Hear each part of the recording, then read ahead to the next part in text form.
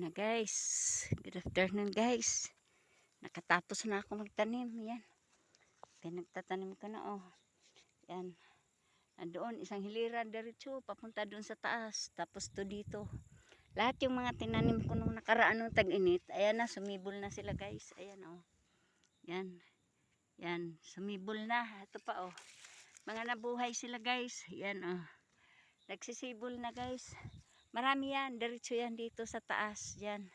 Hanggang doon sa papuntang outpost. Ayan oh. Yan. Nung tag-araw ko yan tinanim guys. Nung last minute na nung tag-araw. Yan. Sumibol na sila guys. Hanggang doon yan. Kasi yan ang kalsada guys. Yan.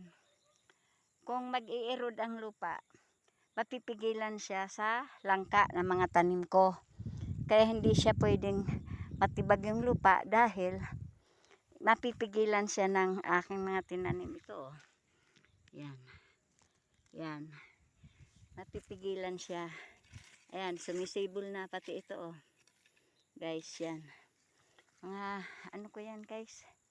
Mga binoundary ko pati ito oh. Yan, dalawa. Ito. Ito, pinagtabingi ko ng pagtanim kay para ano siya, boundary siya. Kaya guys, yan yung pinakamaganda no, may tanim tayo. Ito, lilinisan ko kasi para pagtubo nung ano guys, pagtubo nung mga tinanim ko. Hindi siya maabala pag alsa ng dahon niya.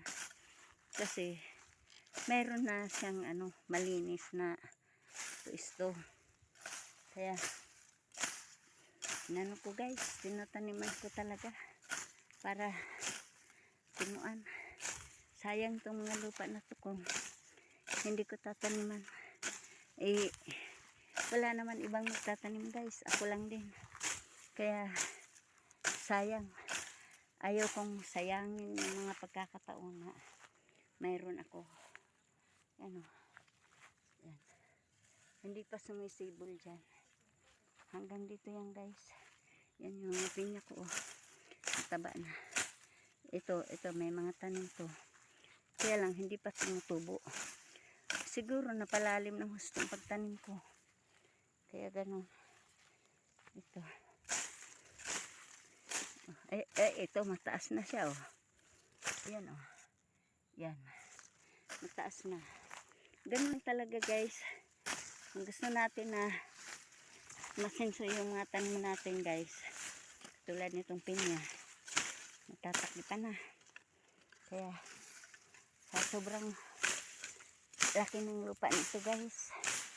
Kaya hindi ko na halos malinisan lahat. Guys, kahit kuan to.